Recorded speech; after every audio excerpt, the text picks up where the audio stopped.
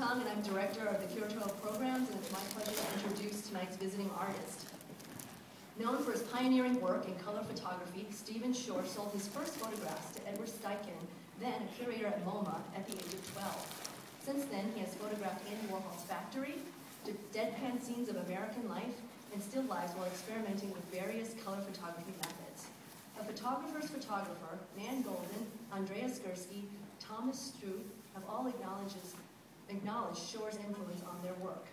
He has won numerous awards bestowed from the NEA, Guggenheim, and Aperture, and has been featured in countless solo exhibitions from around the world in his 40-plus year career.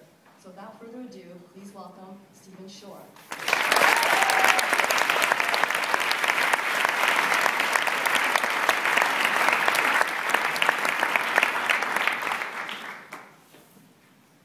Thank you. Thanks for the introduction.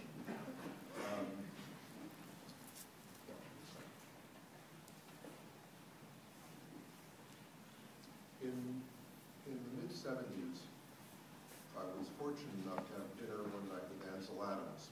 It was at a friend's loft in Soho.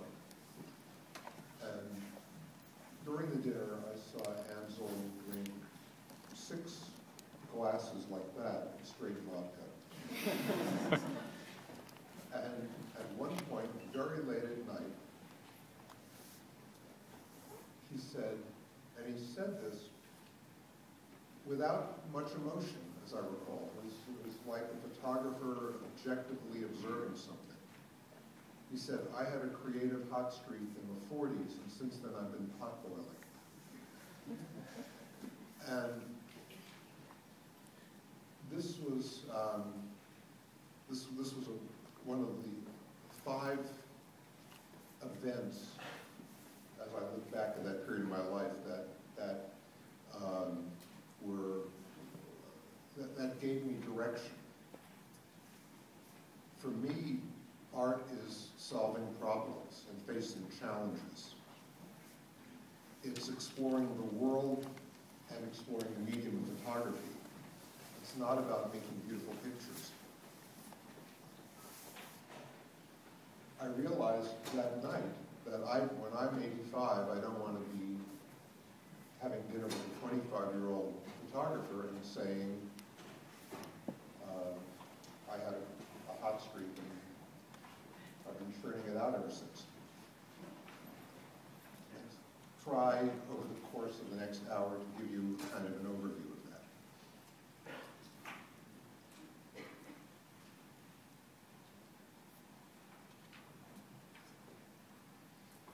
I mentioned 5 formative events. The first one happened to me when I was about 6. An uncle of mine, knowing that I was interested in chemistry, gave me a darkroom set made by Kodak for my 6th birthday. And I became fascinated with developing and printing. I wasn't taking pictures, I was just using my family's snapshots. I don't have any prints I made at the time, but I do have a picture of me at the time, on the right there.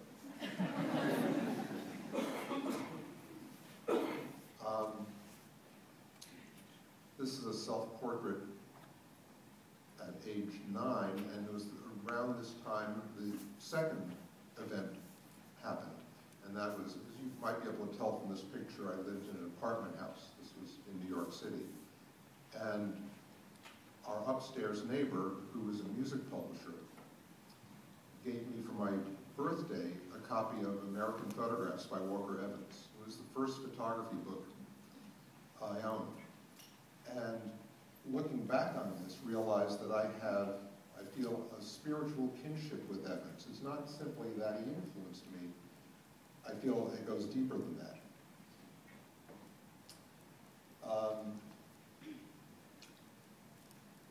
In 1936, I believe, Beaumont Newhall curated, or at least staged, the first photography show of the modern, which was Evans's work. In an early edition of a book that Newhall wrote called History of Photography, he has a chapter, this was an edition from around that time, called Recent Trends. and he talks about 4 recent trends in photography. They are the document, the straight photograph, the formalist photograph, and the equivalent. And essentially, the document is the photograph that points to something in the world and says, look at this, this is worthy of your attention. The straight photograph is the self-conscious work of art that says, look at this piece of paper with this image I create, this is worthy of your attention. The formalist photograph explores the formal nature of photography and the structural qualities of the image. And the equivalent, he borrowed a term from, that you probably all know from Stieglitz, is in a representation or an embodiment of a state of mind. And what struck me about this chapter is that they never seemed to me like separate things.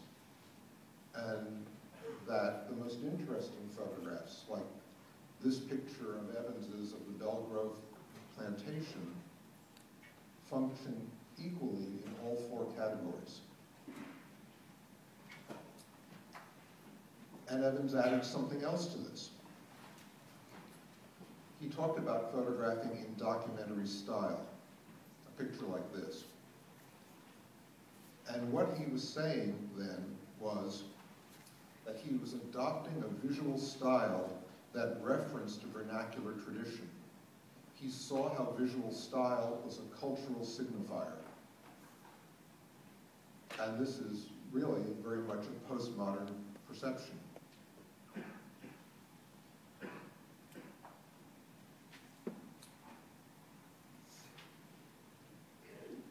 Thomas Kuhn wrote this book called The Structure of Scientific Revolutions. And it was this book that, he was a historian of science at MIT. He wrote this in the mid-60s. And it was this book that popularized the word paradigm. And he said that a paradigm, and this for me relates to art as well as science, a paradigm has to be sufficiently unprecedented and sufficiently open-ended. So we all understand what he means by unprecedented. But open-ended, what he means is that it allows for further exploration. And to put it in terms of photography, this is a photograph by a friend of mine, Vic Muniz, and his work strikes me as being clearly unprecedented, but not open-ended. In other words, if I were to take motor oil and drip it on a piece of paper and make a picture out of it and photograph it with whatever I wanted it to be, anyone would look at it and say, he's copying Muniz. But what Evans did was was working within a tradition and advancing a tradition that was open-ended, that allows other people to explore and do work. So let me show you a few of my pictures here.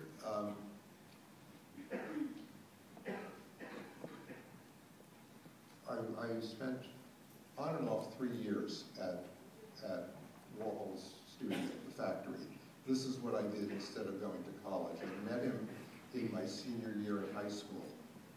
And I kind of figured, well, I can put on my school blazer and tie every day, or I could hang out at the factory. It wasn't a very hard decision, much to my parents' regret. And I would say this was the 3rd of the formative events I've been talking about.